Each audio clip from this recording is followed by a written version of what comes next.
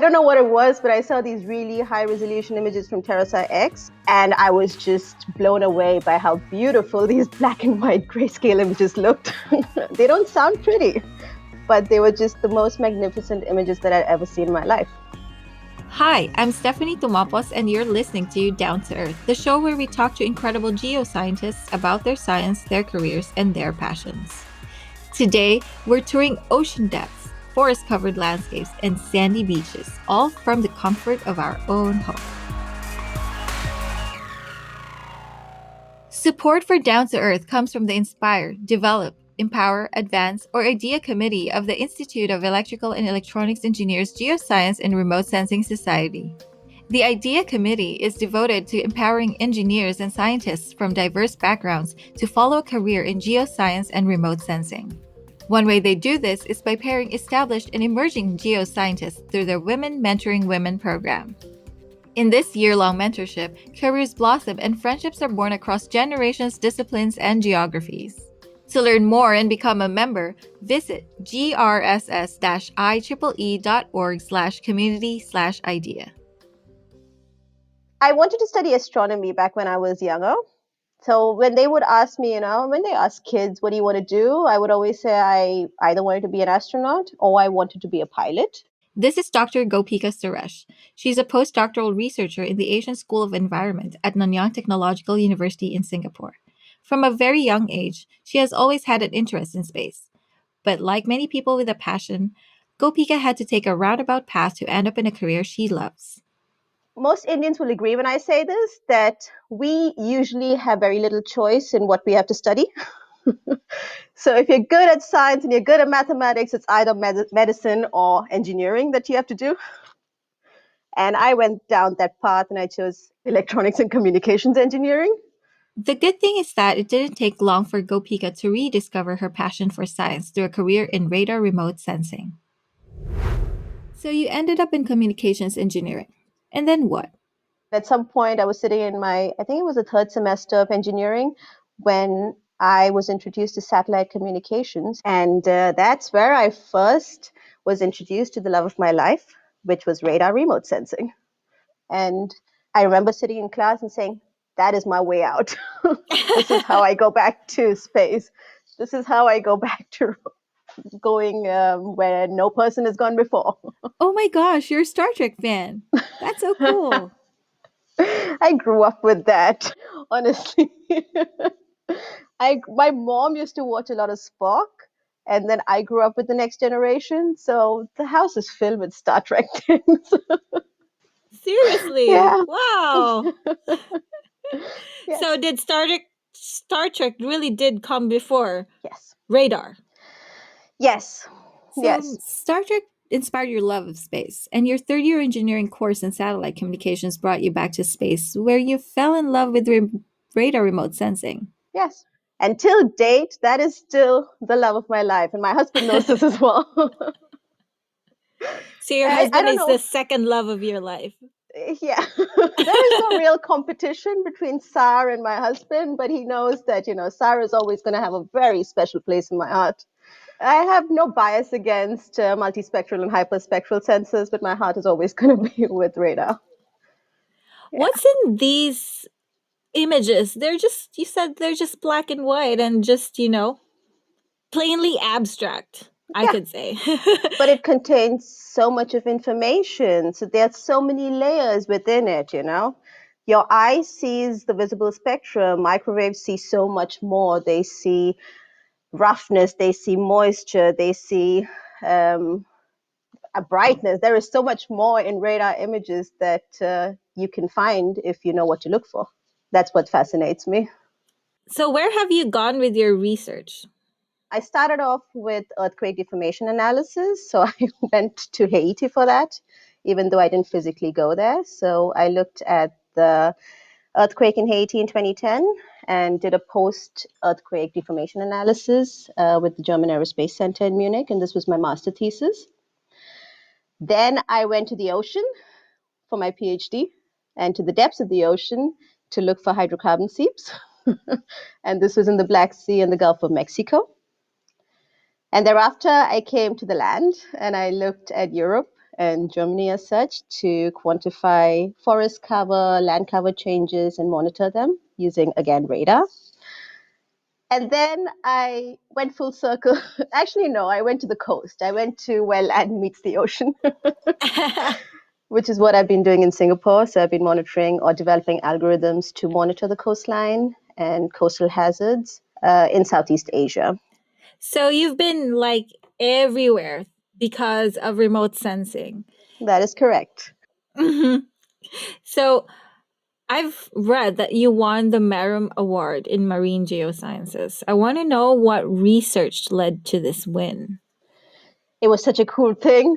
I And so believe so. I believe so. It's such a cool thing. it was so cool. Okay, so this was part of my PhD research, and it was a collaboration between two institutes at the University of Bremen. So it was a collaboration between the Marine Geoscience Department and the Environmental Physics Department. So two different extremes. And my mission for my PhD was to create the first fully automatic algorithm capable of not just detecting oil slicks from radar images, but also estimating the seafloor location of the source seep. So we're talking about not oil spills from ships, but natural oil slicks that have always been in the ocean all over the place. And they are not really considered pollution because the environment has a way of dealing with the oil that is released from these seeps. It's not a lot. For the marine geoscientists, these hydrocarbon seeps offer a location where you have an ecosystem of flora and fauna that are completely reliant on synthetic chemosynthesis.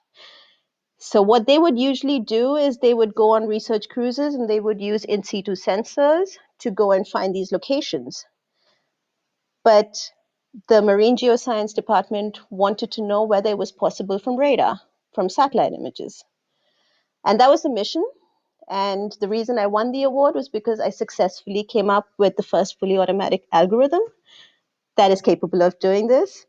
And the geoscientists were very happy to go and verify it in the Gulf of Mexico. So they took all the points that I had actually pointed and they went and verified that there was actually an oil seep there. And they were very happy. All Yeah. I can say is it's amazing. You're amazing. Thank you. Incredible. Thank you. And if you say that it's the first automated algorithm, then you just made history. Yes, that sounds really cool, doesn't it? So now you're in Singapore. Can you tell me about your work there? In Singapore, like I said, I'm part of the geodesy team at the Asian School of Environment at the Nanyang Technological Institute, the university. And we do disaster response. And we're part of a bigger consortium called Sentinel Asia, where in case there is a disaster somewhere in Asia, then we are activated to provide rapid maps. And we do this mostly with our own algorithms, but using Sentinel-1 data. And this is in collaboration with NASA JPL and Caltech. So we have so many people, so many scientists involved in this, but we provide rapid maps that can then be used for providing relief efforts and to basically increase disaster risk resilience in that region.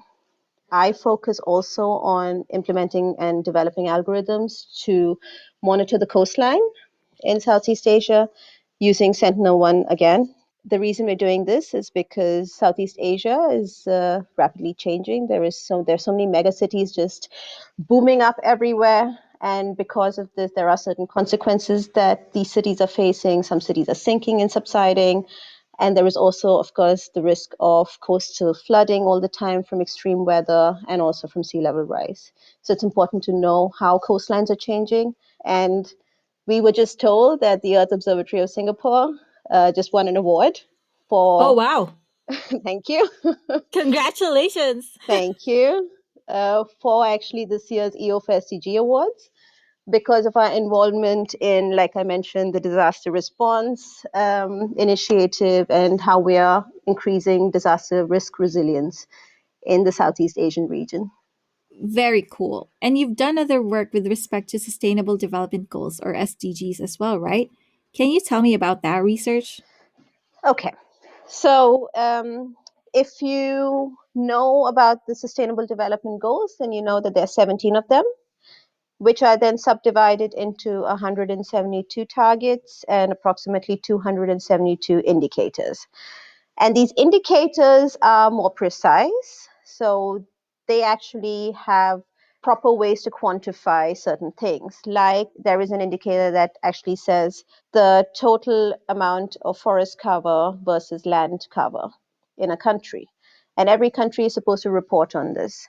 So, this is something that I worked on when I was working at the German Federal Agency, and they have their own digital land cover model. So, using satellite images and remote sensing data sets, they quantify land cover across the country. And so we could actually calculate how forest cover has changed over the last 10 years using the land cover model that the German Federal Agency had. What makes you so passionate about this? I mean, aside from the radar pictures and everything else, why this area of focus for your work? I grew up along the coast. I had a beach within 15 minutes from everywhere that I lived until I moved to Germany. So the coast is very dear to me. And I always somehow tend to bring my research back to the coast. So that is one thing that I'm very passionate about, and I'm very lucky to be able to work on something that I'm very passionate about. But the reason why I want to work in this field of remote sensing and looking at the Earth, even though I am a space freak, is because I think we have a responsibility to our planet. And remote sensing gives us the power to do that. It gives us the power to help. And not just by developing applications or by quantifying certain things, but also by communicating our results and our scientific findings to the public. Coming up, we dig into Gopika's involvement in several communications related initiatives, where she's working to connect scientists and the public with remote sensing. Worldwide, women remain underrepresented in the STEM workforce. That's why the IDEA Committee of the IEEE Geoscience and Remote Sensing Society has developed a highly organized and incredibly rewarding mentorship program for women. Through this year-long program, mentors support mentees in setting goals, problem-solving challenges, and celebrating successes. For mentors, it's an opportunity to share expertise with the next generation. And for mentees, it can mean the difference between staying in geoscience or leaving the field. To keep going as someone who didn't come from a science background, having those mentors who saw promise in me meant a lot and truly helped me navigate specific circumstances as they arose. Consider offering your expertise as a mentor or bringing your enthusiasm and questions as a mentee. Visit grss-ieee.org/community/idea to sign up. Welcome back. Today we've been speaking with Dr. Gopika Suresh, a research fellow in the Asian School of Environment at Nanyang Technological University. A self-described Earth warrior, Gopika has combined her passion for remote sensing with her love of the Earth to conduct a wide variety of research focused on the environment. From using SAR to monitor disasters in Southeast Asia to assessing indicators for the Sustainable Development Goals, her work is helping decision makers protect the environment. But as Gopika mentioned before the break, her ability to help the planet relies heavily on scientists' ability to share their science with the public. Since beginning her career in remote sensing, Gopika has actually gotten involved in many communications related initiatives, the most prominent of which is Sisters of SAR. A lot of what happens in life is luck and right timing. So I am closely involved in the Sisters of SAR initiative. So we're a Twitter initiative, just like Ladies of Landsat, and we focus on radar, and we focus on uplifting women in radar remote sensing and just in remote sensing in general, promoting women and helping other people find women in our field. The reason I say that it's luck and right timing is the reason is that I had I think I tweeted a photo of Singapore a couple of months ago, earlier this year. And that somehow got the attention of the founders of Sister SAR. And they approached me saying, "Hey, would you be interested in making us a 24-hour channel so you could tweet from Singapore and we could then tweet from Canada 12 hours later?" And I said that I'd be happy to. And it's also right timing because this is the year of COVID-19. If this was any other year, we'd be traveling around, we'd be going to conferences, we'd be rushing to submit abstracts and manuscripts and everything. This year, basically, we were sitting at home with lockdown restrictions and travel restrictions. So it was one of the best years to be tweeting. And it gave me a lot of fulfillment to just help tweet about the different women in radar remote sensing. What impacts or successes have the Sisters of SAR had in your point of view? Well, personally, I can say that I know a lot more women in this field because of that. I can also say that just by the number of followers, so we just hit 2,000 followers, and we started off just in earlier this year in January. So just by the number of followers and by tweeting about women, we're not only just increasing visibility on women for other women, but also for men. And by initiatives such as Ladies of Landsat, Sisters of SAR, 500 Women Scientists, any kind of initiative such as that, we are telling the rest of the world that we exist and that it's about time that we are made a part of every single panel and every single editorial board and every single decision. So I think that's the biggest impact that we have had. And we're making a lot of noise. I know that. But I think we need to make this noise so that we can be heard.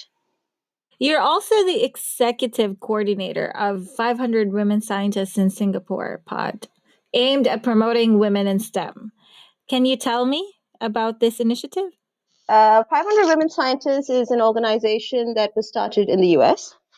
And then they went global. And I heard about it for the first time in Germany. And when I moved to Singapore, it didn't exist in Singapore. And I moved to Singapore in January this year. I remember I went to, I play a lot of badminton. So I went to play badminton with the rest of the university staff. And I realized that it was just men. And one of the things that a man told me there was, as a girl, I shouldn't play long shots. And this is, he hadn't even seen whether I had a strong forehand or not. He just said, as a girl, don't play a long shot. So I went back home and I thought, okay, I need to get to know more about the cultural setting in Singapore. And the only way I can get to know more about how women here feel and how what the perspective of women are is to hear from them. And that kind of led me to create a Singapore pod. And we would meet once every month or once every 3 months, and we would discuss different topics. It's just nice to hear about the experiences of people who've been working in Singapore longer than I have, because I didn't want to already just make up my mind after that one encounter with that person during badminton. I wanted to hear more. And I wanted to know whether this was a feeling shared by other women in Singapore from different cultural backgrounds or whether it was just a one-time incident. So both Sisters of SAR and 500 Women Scientists focus on solely women, their work and their stories. Why do you think this is important? Why do you think it's important to share women's stories in the geosciences and even in science in general? I think it's very important to share stories from other women because they have not been heard before. So when I started off my career, I could name so many professors, male professors in my field, but I could name maybe one or two female professors. And that now has changed. Now I can name more women in this field than men. And I think this is exactly what initiatives such as 500 Women Scientists, Sisters of SAR, and actually this new section in remote sensing that I'm also part of as an editor is also aiming at. So this is a new section in the remote sensing journal called Discoveries in Remote Sensing, which focuses on amplifying the voices of underrepresented communities. This can be geographical communities, can be underrepresented communities in different institutes. It doesn't matter. We just want to hear from those who haven't been heard before. And during this, when we were discussing the section and what we should include and what we shouldn't, we also decided to do a little study to see what the present state of editorial boards in remote sensing look like. And what do you think? What percentage of men versus what percentage of women exist in editorial boards in remote sensing? 70-30. Very good. That's actually bang on. Some, of course, more than less. So if you go to the more technical ones, you find 90 to 10 maybe, Wow. sometimes even 0. And then if you look even further at the 70-30 or 90-10, you'll see that most of the people in the editorial board are located in the US, Canada, and in most of the English-speaking world or in Europe. And very few are spread out across the world, which again made us wonder, with satellites and with so much of free data around the world, that needs to change. Remote sensing is global. We need to have a global view and perspective on this as well. Mm-hmm. So it's nice that this initiative has been, going on, and it's not just about publishing papers, but also getting access, because access means there will be more people who would know about these researches and even the people behind these researches. That's correct. I totally agree. And that's why what we offer is a give one, get one offer, which is that if a manuscript is submitted from an institute that's located, let's say in the US, a well-established institute, and if they pay for a full manuscript, then the journal will offer a free manuscript to another underrepresented, underfunded group somewhere around the globe. So this is the first time it's being offered, and we had to fight for it. But we hope that in doing so, we at least will get a balanced section, at least, where we'll have more publications from women, from other underrepresented communities, from regions in the world that haven't otherwise had the opportunity to submit manuscripts. We hope to hear just more. Mm-hmm. What advice could you give to women who are, considering a career or have just been starting this career in the geospatial field, and what would you say to encourage them? I would say if you're passionate about what you are studying, and if you've found something that motivates you to wake up and go to class or go to office every day, then stick with it. You are not alone. There are many initiatives that are waiting to support you, and find a woman that inspires you. Until Singapore, I had never worked under the supervision of a woman, and my PI in Singapore is a woman. And my team has more women than men. And we are scientists, we are engineers, and it is very different to all the other teams that I've worked with in Europe, in Germany. And it is just really, really, really amazing. So if all of you young, early career women out there have not experienced that, then please go ahead and do that. And what would you say to women who are already established in this field? Where are you? Please add me on Twitter.